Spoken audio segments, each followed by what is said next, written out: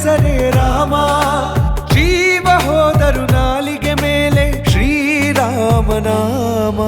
ರಾಮ ಜನ್ಮ ಭೂಮಿಯಲ್ಲಿ ಮಂದಿರ ಕಟ್ಟೋಣ, ಸ್ವಾಭಿಮಾನಿ ಹಿಂದೂಗಳ ಎದೆ ಕದವ ತಟ್ಟೋಣ.